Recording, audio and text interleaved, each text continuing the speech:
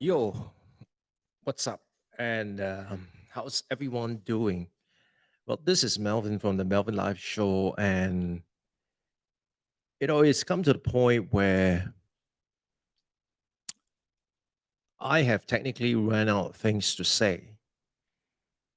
So let's back it up a little bit and let's trace the thing all the way back to how it all started. So it all started in 2017. In 2017, I was doing this 1 year travel with my family.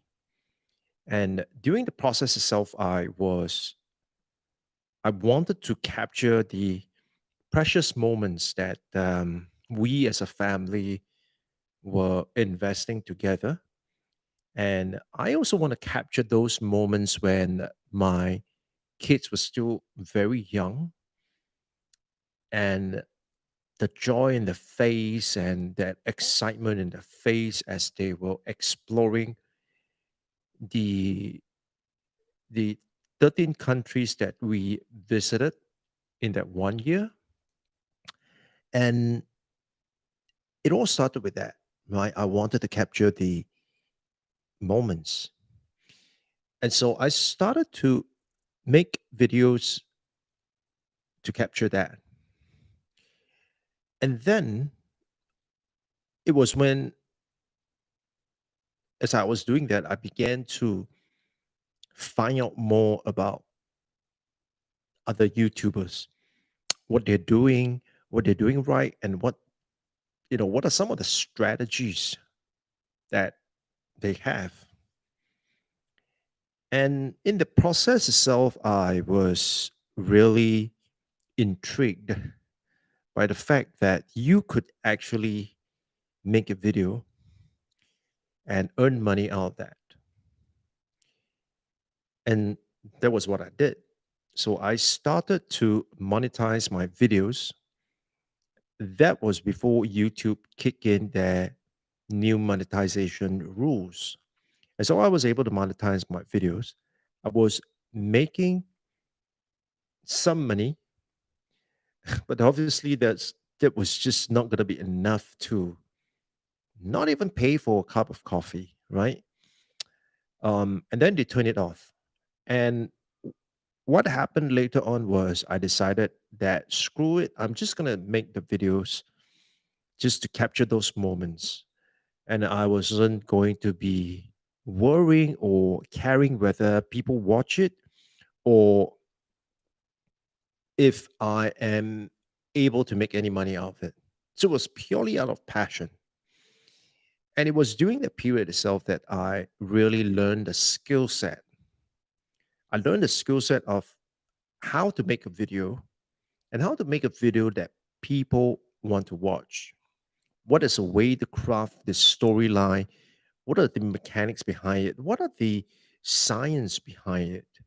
And why is it that they measure video views by 3 seconds, 5 seconds, and 10 seconds? So I learned all that, and all that was self-thought. And so it came to a point where when I came back to Singapore in September 2017, um, I needed to do something about, the business itself. And that was when I decided that I want to take my skill set of making videos, my skill set of doing a podcast, my skill set of writing blog posts. I decided to put all that into a new platform that was just introducing native video uploads. And that platform was LinkedIn. And so in 2018, I concentrated purely on LinkedIn itself. There was just one single mind, and that was just to create videos on LinkedIn. And the topic that I talked about varied from mindset to business strategies to sometimes I would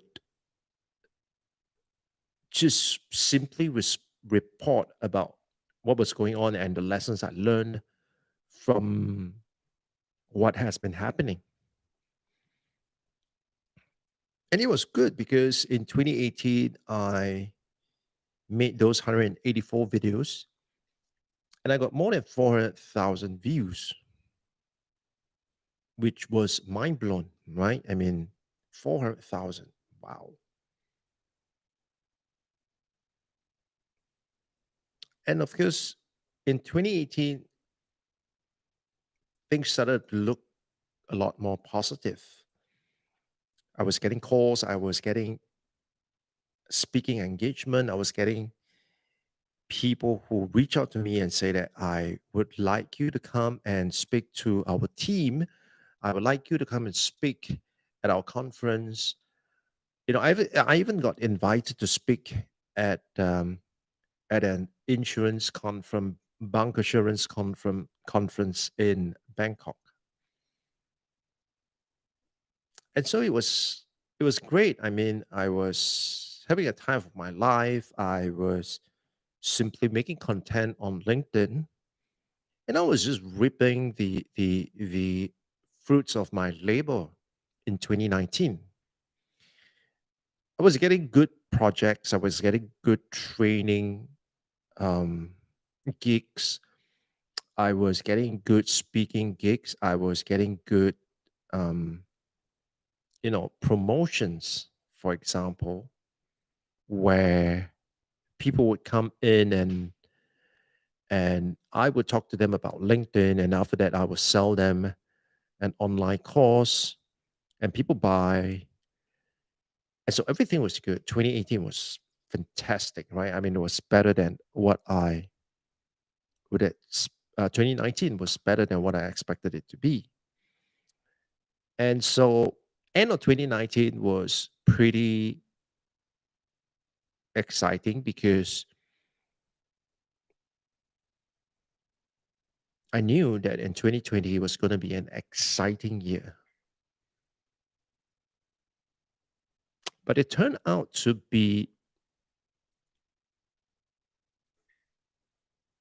exciting nonetheless. But the excitement wasn't what I was prepared for.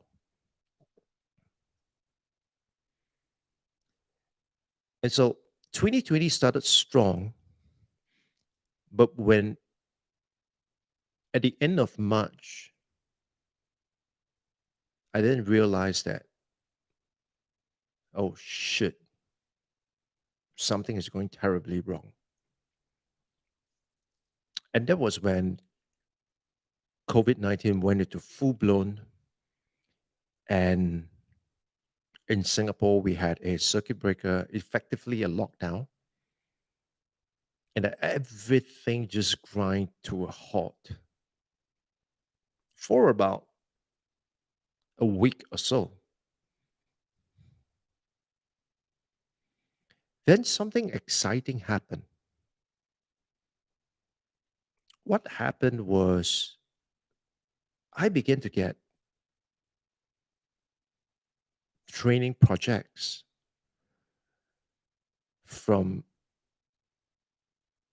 a regional company teaching them how to build their audience using podcasts. I then started a series of training gigs using um, Zoom, and and and that was fascinating because while many trainers was just struggling to webcams and all that stuff, I was already on the edge with using like DSLR and proper lighting and all that cool stuff. So I took to live streaming and virtual training like a fish to water, and it was exciting because it then hit me that wow, this dream is possible. It is possible primarily because A, I have the skill set to be able to do virtual training and to be able to conduct virtual training as effectively, if not more so than a face to face training. And I know what exactly and how exactly to control and to manage and to put the training together in such a way that people would be able to experience it, and and noting that it's a virtual session but yet still able to get the best out of it.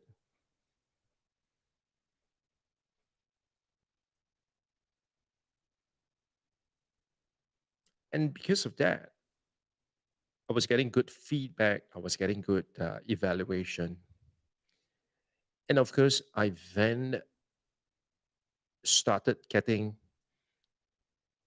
picked up by other organizations to train for the people. And so during this lockdown period itself, I was able to train for vast variety of organizations ranging from um, Ministry of Manpower to ITE to UOB to um, Singapore Police Force, Home Team Academy, to SMRT, LTA, as well as Autodesk, and of course MOE. And so when I reflected back on what has happened, I came to the realization that many of the limitations that we once thought that was going to be there, that was going to impede on this one person, 1 million old digital business, many of those limitations were actually just in our mind. So first I had the competency, I have the know-how, I have the skill set, I have the tools, I have the resources, and I know how to leverage, how to use those resources well. And secondly, the environment was there, as in virtual became not a luxury, not an innovation, but virtual became a necessity. It became a way of life. It became a big part of not just our professional life, but our social life, as well as the way we learn. And in as far as I look back, I would say that it is the very fact that my capability and the environment, it was aligned. And because there was alignment and there was also a demand for some of these skills. And so I would say 2020 is indeed an exciting year. Not the kind of excitement that I thought it was going to be, but 2020 actually led me closer to my dream. If not in monetary terms, it is in terms of the way now work, life, play, and learn has been structured. And I'm very sure that many of the things that we once knew and once take for granted, many of these things aren't coming back.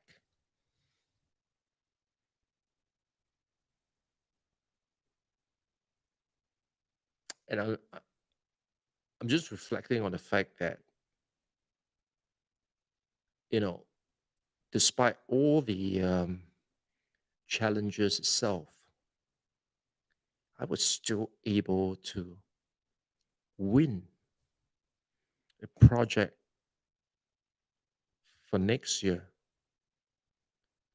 to train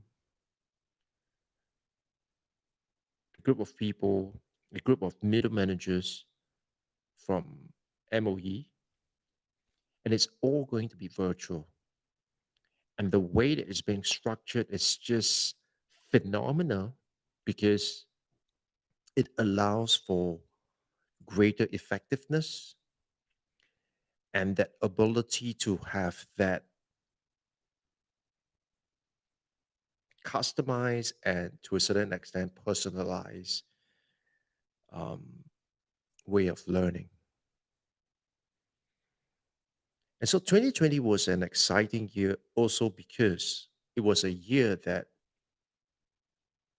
it was a year of many firsts. It was a year that we as a family grew stronger. I mean, we all hunkered down, in this small little space here, but we weren't at each other's throat. We actually love the companionship. We actually love the fact that we were able to stay together, be able to look out for one another, to be able to do things together. We were not like, oh, I wish um, I had to go to work, right? It was none of that.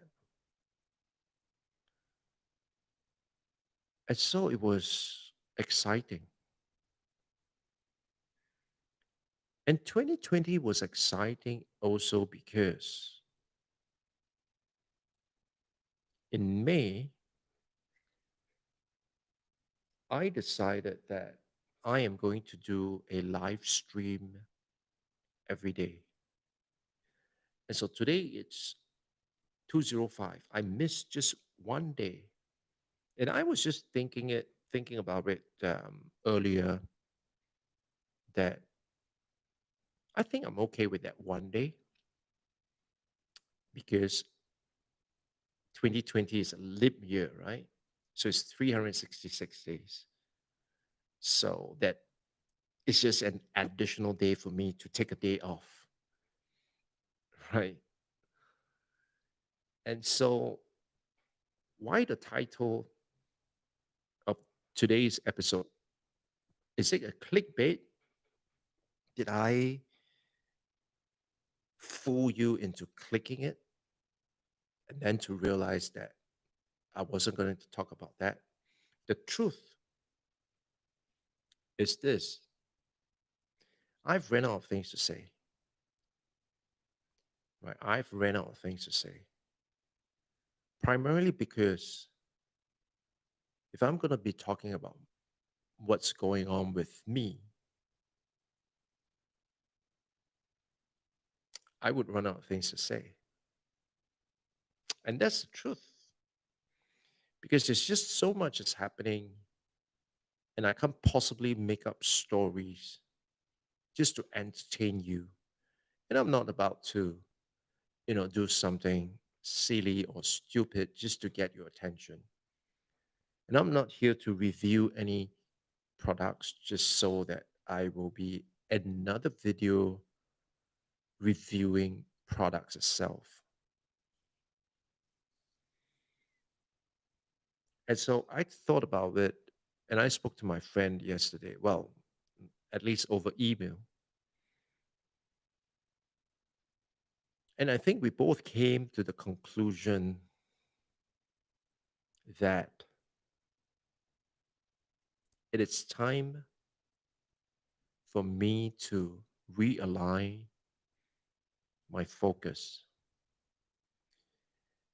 And so the focus is going to be just focusing on one thing and one thing only.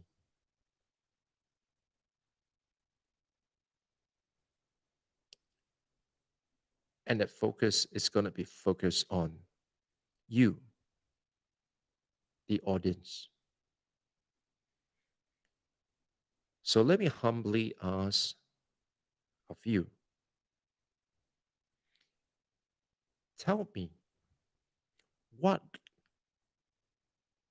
is your single greatest challenge when it comes to building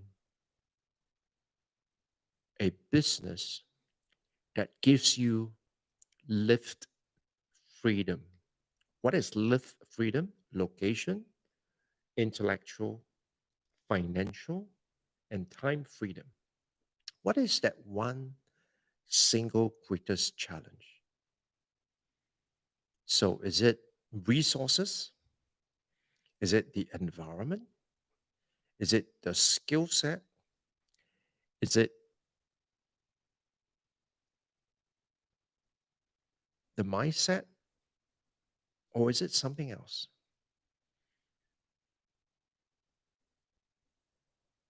The truth is, I do not know. I do not know until you tell me so.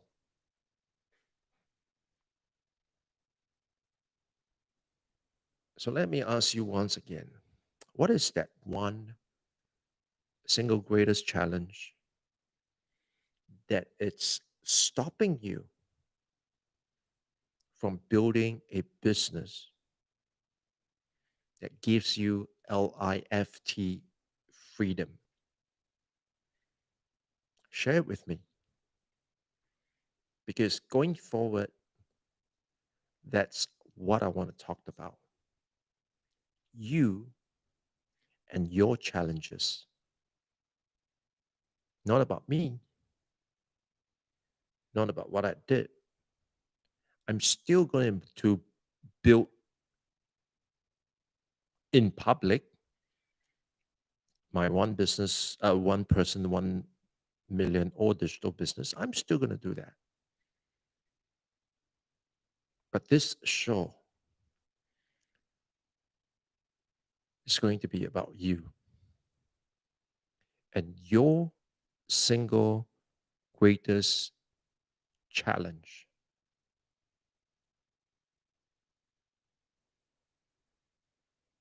Send me an email, send me a tweet, DM me, leave it in the comment, do whatever it takes, whatever the case is. Tell me what is your single greatest challenge in building a business that allows you to have LIFT freedom. And with that, thank you for being with me and throughout all these 205 episodes and for the 200th subscriber. I've been gaining subscriber this last couple of days. For the 200th subscriber, what I can say is thank you for the bottom of my heart. But you subscribing, it's not going to do anything for you until you are able to tell me what is your single greatest challenge. Because if not, you but subscribing to me is just going to, inflate my ego.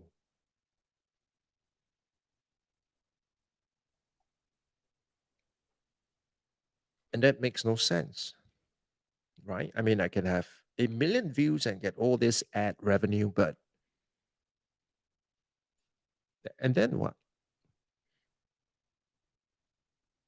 So tell me, what is your single greatest challenge in building a business that could give you live freedom? If you want my answer is that vehicle. It's my 1%, 1 million all digital business. And what is my single greatest challenge? Let me tell you what is my single greatest challenge. If you promise not to laugh, my single greatest challenge, it's myself.